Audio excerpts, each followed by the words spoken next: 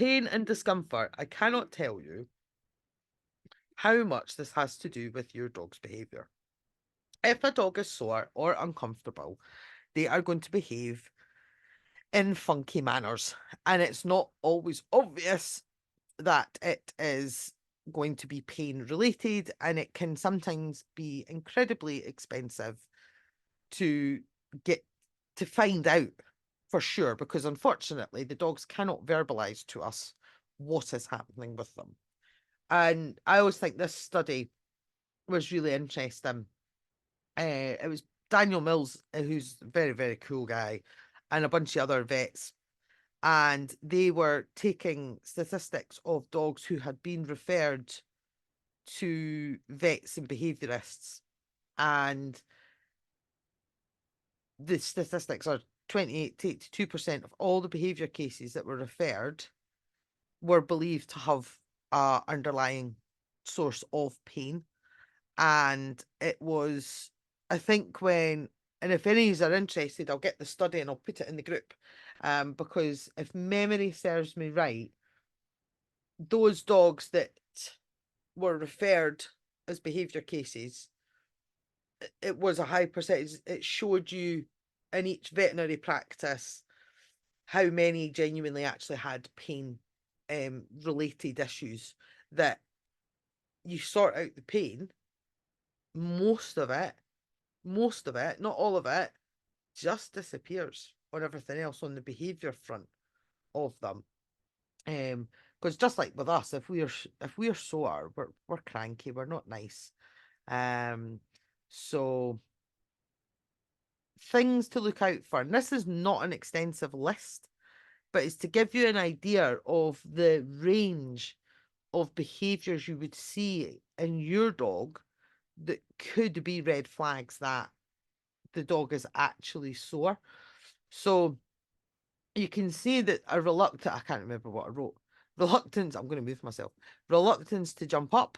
Now, by that I mean, and this is one for us that have dogs that are getting to 4 or 5 years old, because your dog, in terms of their joints, they're getting to a fair age at this point. I know we're like, they're only 4 or 5, but those wee joints. So it might be that when I say reluctance to jump up, instead of just like springing onto the sofa or springing into your car, they'll either do that funny little, I call it like happy feet. They'll like tap their feet. It's almost like they're revving themselves up to be like, just one jump and you can do it. You can do it. Or some of them, what they start to do is they take a little run, and instead of taking the run and just going with it, they kind of gather up a little bit, and then they're like, I can do it. And they do it that way. Some of them, it might be even more obvious, where they take 2 or 3 attempts to get up. So they're not jumping as well. So they kind of jump up, but you're looking at them like, you were never going to make it with that half-assed attempt getting up on the couch. What are you doing? And they'll try like a couple of times. It might just be that they point blank go, no, I'm not jumping up on that. It might be that you might see things like where all they do is like a pause up at your vehicle, and you're having to lift them, and you might be going, I'm not your slave, I'm not here to lift you in. And you have that attitude, but actually you should be paying attention and going, I didn't have to do that before. Why am I having to do that now? Can also be like a decrease in activity. So instead of them wanting to play with their toys in the house, they're chilling out a bit more. They're not as fast on walks, which can be harder to spot if your dog's off lead, because you might not notice that you're now walking quicker than them, or maybe they're hanging around you more opposed to up ahead. It might be things like you don't see them doing the zoomies as much when you're out on a walk. It's if they're on a lead, you can kind of feel them lagging, and they're possibly not pulling as much. On the flip side of that, they can actually be more restless and pacey. So they'll lie down for a bit, but not for very long, and then they get up and they start wandering around a bit more. And that'll just be because they're probably stiffening up, and they know they're stiffening up, so they want to get up to loosen it off. Or it's maybe sore lying on a particular hip, so they're like, oh God, I got to get up and, move around and stuff like that. You might spot increased vocalization, and this is kind of where reactivity comes in. They might start barking at things more that possibly didn't bother them as much previously. They might be, and they might not, it might not be the barking.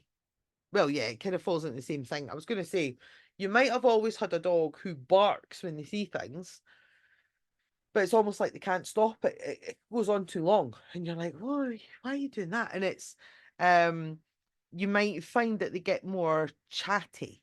So for me, there's barking, so the dog's like barf, barf, barf, barf, barf. But then you get them where they do these funny little growls and stuff. I think, having collie types, collies chat a lot, where they kind of go "Arr, arr, arr, arr," like this, that kind of thing. You might find they start doing that, or maybe whining a bit more. They didn't used to whine, but now they'll just be like, like this kind of thing, and you're like, oh God, shut up. Because I don't know about you, but whining goes through me more than barking does. I can deal with barking, but whining, I'm like, oh, that's a horrible noise. A short temper. And this one's pretty obvious when we think about it. You're sore, so if people or dogs are going to touch you, you're going to be much quicker to just go fuck right off and bark and lunge to make it a definite stop. Because you're trying to protect yourself. You don't want them touching you because it actually hurts. Or you're just achy. It might not be a painful hurt. Um, a painful hurt. What you can what I mean. But like a bruise or something where you touch it and it's like ouchie, ouchie. When you have an ache, so any of us that suffer joint issues, you know what I mean by this ache. And even just touching it, you're like, actually, that's like even sore, adding any form of pressure on. It's not nice. So those are signs. Noise sensitivity. So dogs who react more to noises. Now, reacting can look like barking a lot more about it. It can cause them to pace a lot more. Some dogs will get really frightened and spooked at certain noises. It's maybe not even noises that ever bothered them that much before. My sister's dog, he started to freak out at if somebody had their phone on silent but had it on vibrate. If they'd received a message or a notification, it vibrated. That was him up, away out the room. Wouldn't come back in the room with that. Um, and so it can be, when it's windy weather, things blowing that can cause them to be a bit more like oh, and stuff like that. So the noise sensitivities are like I don't really know any dogs that are. Sorry, I'm trying to move my toolbar because I can't. Oh, sorry. We're just doing all sorts tonight, aren't we? Um, I don't know any dogs I've worked with who have been noise sensitive and do not have a pain or a gut issue. So the other thing for reactivity, it might not be the dog's got pain at that, like just now, because generally as dogs get older, you are going to get arthritis and stuff, and that'll kick in. But they might not have anything glaringly wrong. Excuse me, but if they've got gut issues, then that's going to make them feel uncomfortable. Their tummies could be all gurgly, they could be cramping, these types of things. This can cause reactivity as well. So we have to be on the ball with this one. I'm just going to check the chat box. So, oh, did Battle wonder? He's like, Becky's talking my language. Oh my God. So, um, yeah, that's fine. I was going to say if anyone needs to go, I'm recording it, so don't you worry. Um, so yeah, Lorna, you're going exactly through all of this with Mr. Hamish, and stuff like that. Um, so yeah, I'm going to put the rest in there. It'll be in the recording. Don't worry. If you do have to go, just go. Um, so the tricky bits with pain is finding the professionals who will believe you and keeping the costs down to investigate. So if for me, if my major red flags, if people contact me and they tell me the dog does not like to be touched, and the dog has trouble with, harnesses and things. There's a difference between a dog not enjoying being touched by strangers and a dog not liking to be touched, kind of full stop. Um, to me, a dog who isn't keen on strangers touching them, I don't want a stranger. I don't even want people I know touching me. Those of you that have known me long enough, you know all about that. No touchy touchy, not even a handshake. Thank you very much. Um, but but dogs that don't know are a bit suspicious of people. That's fine. But if it's things like when the dog is being groomed, there's reactivity there, and the dog's growling at you and biting you and all the rest of it. No. When you're looking at situations where they've become more vocalized, they will go over the top in their reactions with things. We have got noise sensitivity. I would be going to my vet and asking them to have a look. Now, problem is, dogs are very, very good at hiding things, and dogs always act differently when you take them into the vets. How many of us have had the dog where they have been limping or they've been a bit down and you think, yeah, you're not right. And then you take them to the vets, you get into the consultation room, and then they're like, hi, nothing's wrong with me. Look, I can jump all over the place. Look, I'm walking on all 4 feet, absolutely fine. Your vet's not going to see that. The other one actually is they do the freeze. They do the I'm going to be so rock hard you couldn't feel anything on me if you wanted to. That's the other one that they do. So what I would suggest is if you are thinking there is an element of pain and maybe you've noticed something in the way they walk, like did they skip on a leg? Do they maybe not put as much weight on one leg? This kind of stuff. Video your dog when they're walking normally with no unusual places, just so they've got their natural gait and things. Video it, video the behavior. If you can't, like if it's to do with people touching or this, that, and the next thing, video that. So the vet can watch the dog in that moment in time and see how that dog is moving and what's going on. So have some footage on your phone when you go in. Vets are more than happy to look at it. It saves them so much time trying to figure out what you see that they're never going to see. Usually, I'll be honest, when they'll manipulate them in that, it's going to have to be a really, really obvious joint problem for them to kind of feel it in that initial consult. So one thing you can ask for, and there's nothing wrong with doing it, is asking to do a pain trial.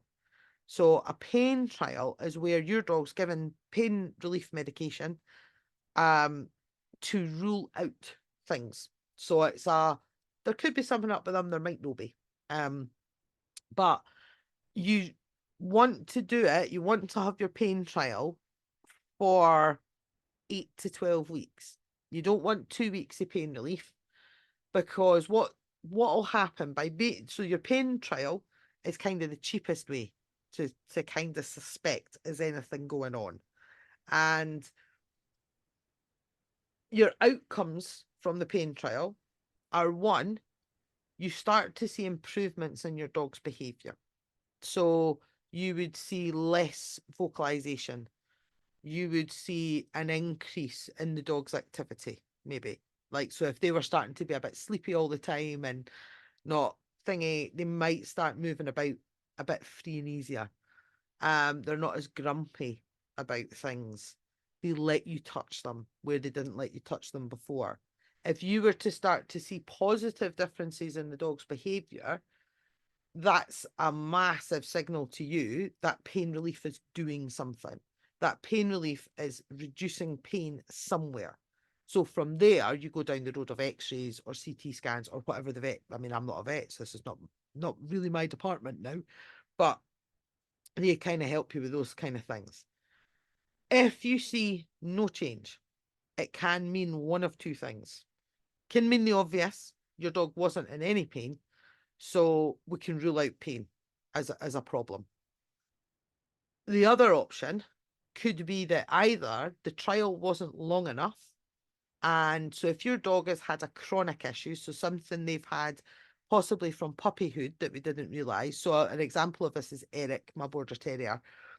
Sort of last year, we found out so he was 7.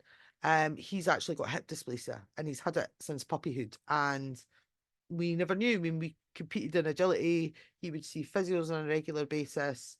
He'd see the vet on a regular basis. Nobody picked up on it until one day he wasn't happy at agility. So, me being me, because I harp on it, he's about pain all the time. Actually, we did a pain trial, but it wasn't 2 weeks in. There wasn't much difference, but he was still not as happy at agility. So I just booked him straight in for x-rays. I thought I'm not wasting around because I know, because this is what I harp on about the pain. And that's when we found out, oh, actually, he actually does have hip dysplasia. So that's where his hips don't sit properly in the socket and are kind of grinding. But now he's getting a bit of arthritis on them. Excuse me. So that explained that. His pain relief did not kick in until about 3.5 weeks into using it.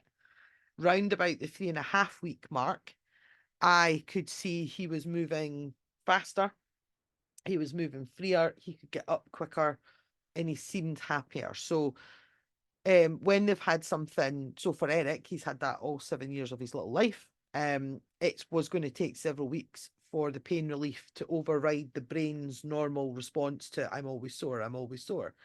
So it could be the trial wasn't long enough. You need to do it for longer. Or the other option is it wasn't the right pain relief for what's going on with your dog, is the other option. But a lot of vets are not always open to stuff like that. More vets are getting better at it, but it's something you have to go at.